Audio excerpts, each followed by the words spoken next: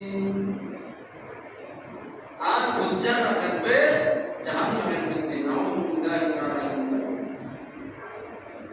ইন্নাল আবরারা লাফি নাঈম ইন্নাল ফুজ্জারা লাফি জাহিম।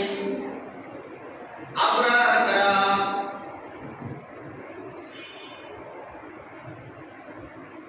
আবরার কারা? প্রশ্ন হলো আবরার কারা? আপনার হলো তারা। বিভিন্ন ধরনের ব্যাখ্যা আছে। আবরার হলো নেককার মানুষ, তারা হলেন আবরারের অন্তর্ভুক্ত, যাদের ঈমান এবং আমলে সালেহ আছে, ঈমান আছে, নেক আমল আছে। আবরার, আবরারের একটি ব্যাখ্যা আল্লাহ আলী রাহমাতুল্লাহ আলাইহি বলেছেন,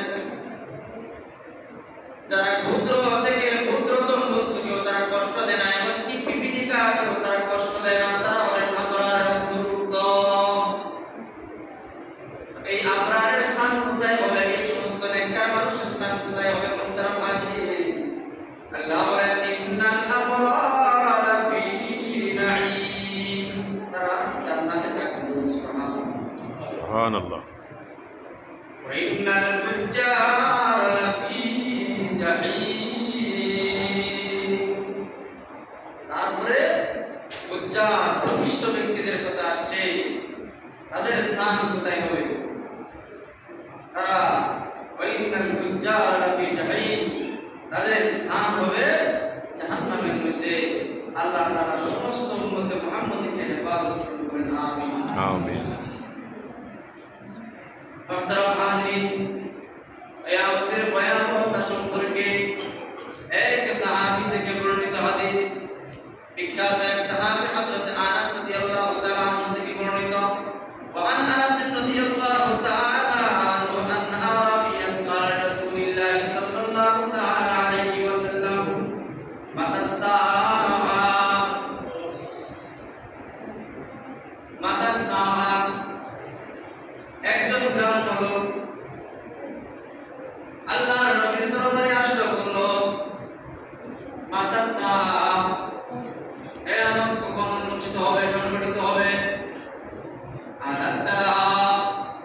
আল্লাহর নবী তাকে বললেন, কিয়ামত কোন দিন হবে তুমি বলতেছো? তার জন্য তোমার কি প্রস্তুতি আছে? তার জন্য কি তোমার প্রস্তুতি আছে?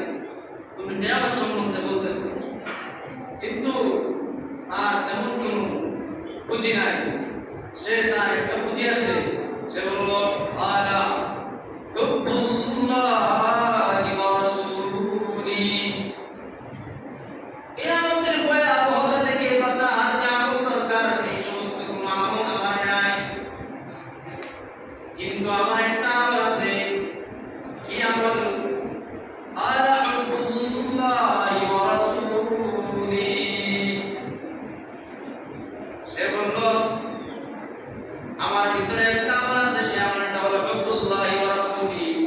আমার ভিতরে আল্লাহ এবং তার রাসূলের ভালোবাসা আছে। সুবহানাল্লাহ।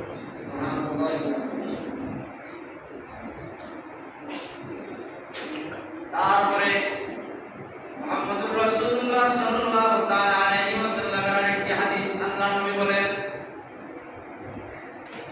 আল মারউ মা'a মান আহাব্বা। যেই ব্যক্তি যাকে ভালোবাসে তার সাথে তার হাসর হবে। সাহাবায়ে কেরাম রাদিয়াল্লাহু তাআলা আনহুম আজমাইন যখন এই কথা শুনলেন, যার সাথে তার ভালোবাসা, যার সাথে তার সম্পর্ক, তার সাথে তার কিয়ামত হবে, তার হাসর হবে।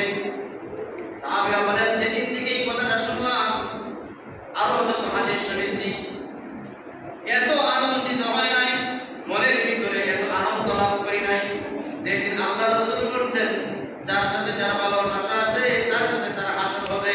এই কথা শোনার পরে যতটা খুশি লাগছে, তত আনন্দ পেয়েছি আমরা। কারণ আল্লাহ রাসূল সাল্লাল্লাহু তাআলা আলাইহি ওয়াসাল্লাম যে কথাটা বলেছেন, যার সাথে যার সম্পর্ক, যার সাথে যার ভালোবাসা, তার সাথে তার হাসর হবে। আমরা তো সবাই সাহাবায়ে কেরাম যারা ছিলেন, তারা সকলেই কিন্তু আল্লাহ রাসূলকে ভালোবাসতেন, তার সাথে সুসম্পর্ক রাখতেন। এখন যদি তাদের সুসম্পর্ক হয় রাসূলুল্লাহ সাল্লাল্লাহু তাআলা আলাইহি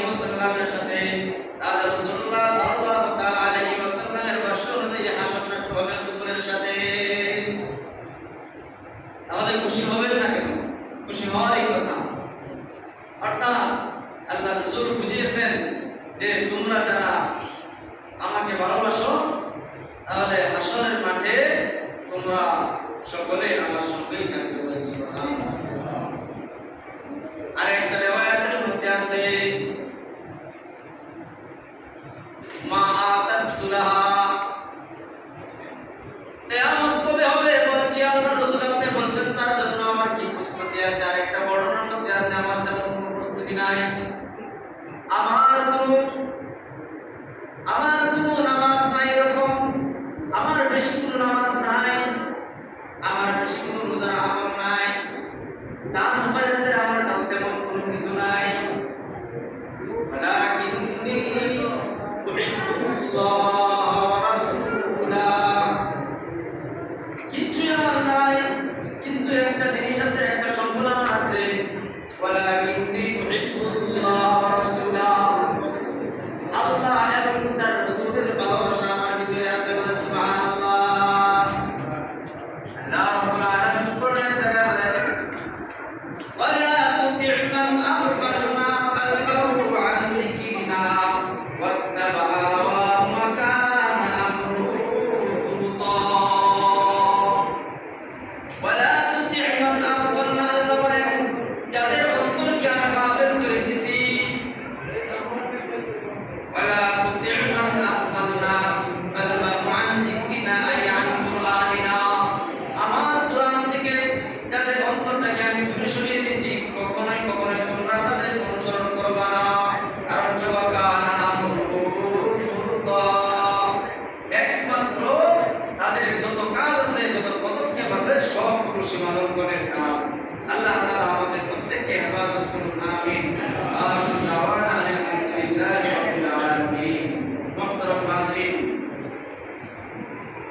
এই পৃথিবীতে আল্লাহ তাআলা আমাদেরকে বানিয়েছেন, অর্থ সম্পদের মালিক বানিয়েছেন, যে যতটুকু পরিমাণ হয় না কেন আমার সম্পদের হক আদায় করতে হবে, আল্লাহ রাব্বুল আলামিনের হিসাব দিবেন। এই জন্য মুহতারাম হাজিরিন, সব জায়গায় দান করা যায় না, আল্লাহ এবং তার রাসূলের মহব্বত যে জায়গায় আছে, মসজিদ মাদ্রাসা এগুলো আল্লাহর মহব্বতের জিনিস, সুতরাং আল্লাহর মহব্বতের জিনিসের মধ্যে আপনারা দান করবেন। মুয়াজ্জিন সাহেব বলছেন আপনারা সবাই একদম দিন করে অন্তর না বলে বড় নিয়তে আল্লাহ রাব্বুল আলামিনের মধ্যে আপনারা সবাই শরীক থাকবেন। 100 টাকা